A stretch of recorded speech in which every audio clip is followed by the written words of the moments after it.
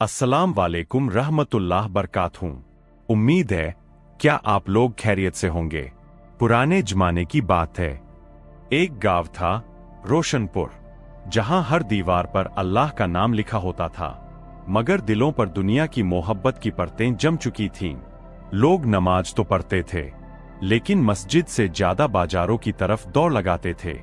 गांव के किनारे एक तन्हासी झोपड़ी थी, जहां रहता था एक सादा दिल इंसान, अय्यूब। उम्र लगभग 45 साल, सफेद दाढ़ी, नूरानी चेहरा, कपड़े सादे मगर दिल आईने सा साफ। लोग उसे पागल फकीर कहते थे। कोई उसकी बातों पर हंसता, कोई कहता ये किस्मत बदलने की बातें करता है, खुद की हालत देखो पहले। मगर अय्यूब को इन बातों से फर्क नहीं पड़ता था।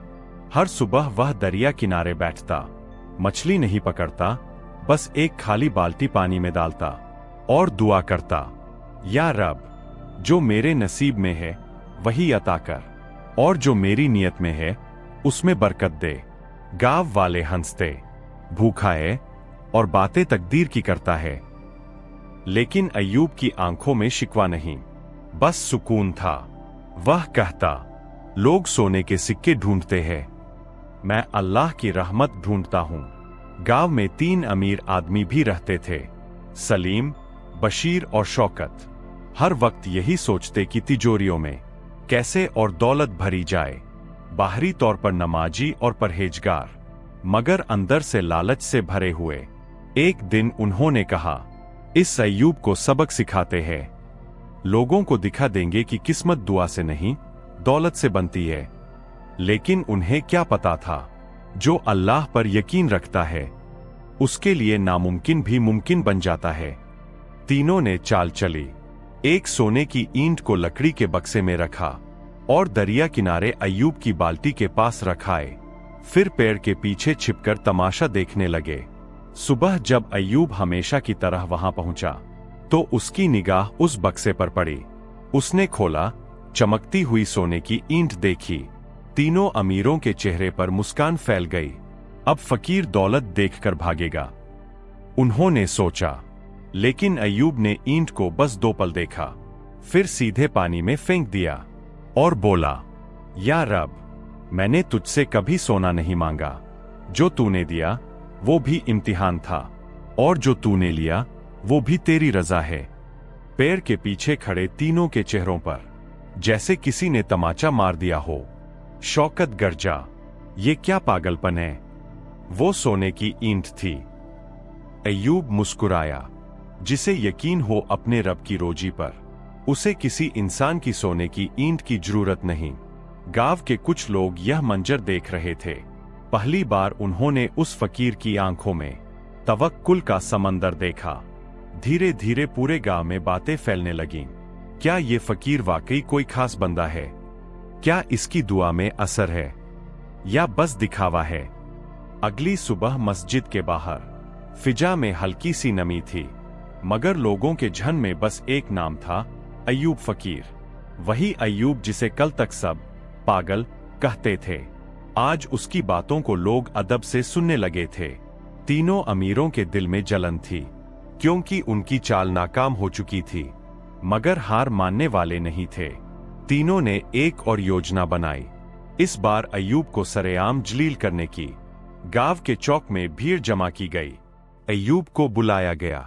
वो आया, वही झुकी हुई पीठ, नूरानी चेहरा, आंखों में सुकून।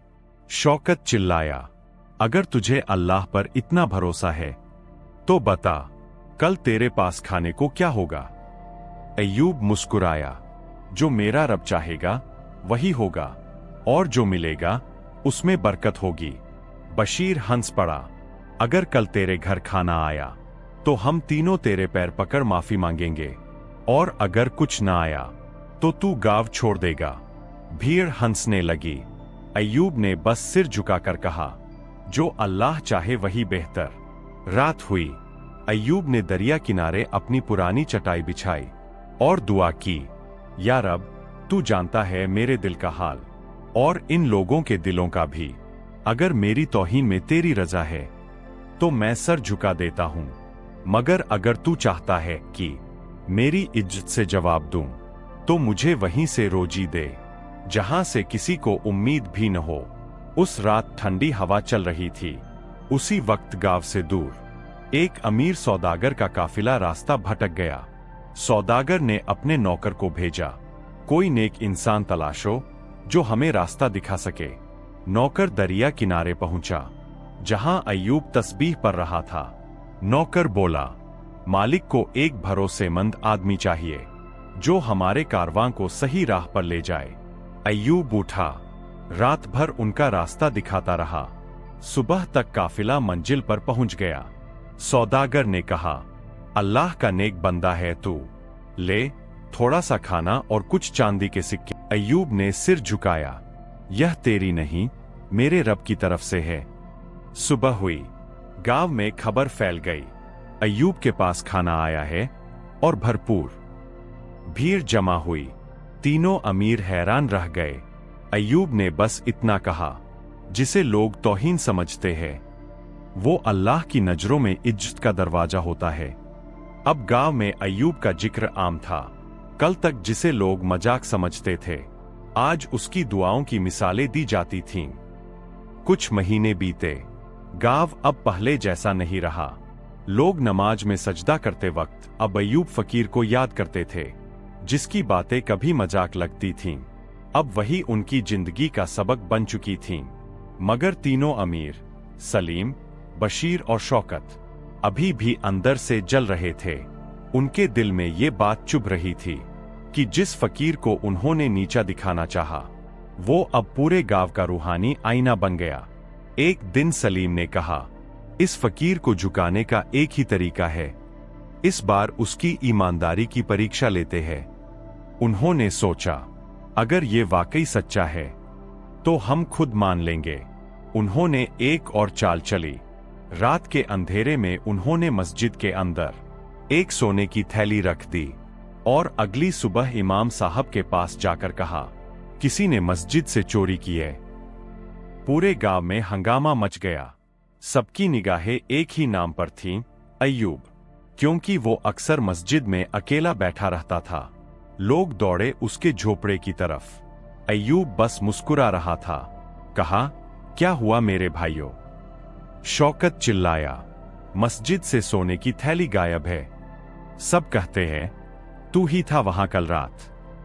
अय्यूब ने आंखें बंद की और बोला, अगर मैंने लिया है तो अल्लाह मुझे बेनकाब कर दे, और अगर नहीं तो जो इल्जाम लगाया है वो कल क़यामत के दिन तेरे नामे में दर्ज हो। गांव वाले खामोश हो गए। बशीर ने कहा, तो फिर तेरी झोपड़ी तलाशी ली जाए। अय्यूब ने सिर झुका दिया। ले लो।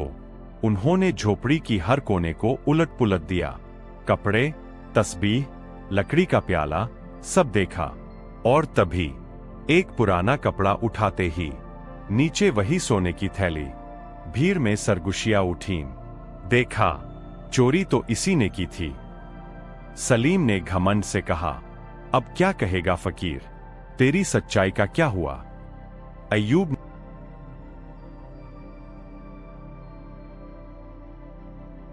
मैंने इसे छुआ तक नहीं। अगर यह मेरा इम्तिहान है तो मुझे सब्र अता कर। भीड़ में किसी ने कहा, इसे गांव से निकाल दो। लोगों ने हंगामा किया और अय्यूब को गांव के बाहर निकाल दिया गया। वो चुपचाप चला गया, जैसे किसी ने उसके अंदर का सुकून छीन ही न लिया हो। वह दरिया किनारे एक पुराने पेड़ के नीचे बैठ गया। रात भर तस्बीह करता रहा। सुबह जब सूरज उगा तो गांव की मस्जिद के पास लोग जमा थे। इमाम साहब के पास एक नौकर दौड़ता हुआ आया। वो बोला, हुजूर, वो सोने की थैली तो हमारे मालिक सलीम साहब की थी। उन्होंने कल रात ही कहा था कि थैली मस्जिद में रख दो। शायद गलती से किसी ने वहां छोड़ दी। इमाम साहब के चेहरे पर हवाइयां उड़ गईं। गांव वाले सन्न रह गए। सबको समझ आ गया कि अय्यूब पर झूठा इल्जाम लगाया गया था। सलीम, बशीर और शौकत के चेहरे उतर गए। वो तीनों भागे दरिया किनारे। अय्यूब अभी भी वहीं था, शांत, आंखें बंद, जमीन पर सजदा किए हुए। तीनों ने आंसू भरी आंखों से कहा, फकीर साहब, हमें माफ कर दो, हमने तेरे साथ बहुत जुल्म किया। अय्यूब ने सिर उठाया, मुस्कुराया और कहा, जिसे अल्लाह माफ कर दे, मैं उसे कैसे सजा दूं? तुमने मुझे गांव से निकाला, लेकिन रब ने मुझे अपनी रहमत के करीब कर दिया।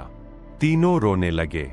गांव वालों ने भी माफी मांगी और उसी दिन अय्यूब फकीर को गांव वापस लाया गया। अब लोग उसे पागल फकीर नहीं कहते थे, बल्कि वली खुदा कहते थे। वो वही झोपड़ी, वही कपड़े, वही दरिया किनारा, मगर अब वहां आने वाला हर शख्स अपने दिल का बोझ हल्का कर लेता था। अय्यूब कहा करता था, जिसके दिल में सब्र और सच्चाई हो, अल्लाह उसके हक में चमत्कार लिख देता है। अंतिम पंक्ति, कभी किसी फकीर की हंसी मत उड़ाओ, क्योंकि हो सकता है वो देख रहा हो जो हम सबसे छुपा है। समय बीतता गया। अय्यूब हमेशा कहता, मैं कुछ नहीं, मैं तो उस दर पर बैठा हूं जहां से हर किसी को कुछ मिलता है और किसी को सब कुछ। सलीम, बशीर और शौकत अब उसकी खिदमत में लगे रहते। कभी झोपड़ी की मरम्मत करवाते, कभी खाने का सामान रखते। अय्यूब बार बार कहता, खिदमत उससे कर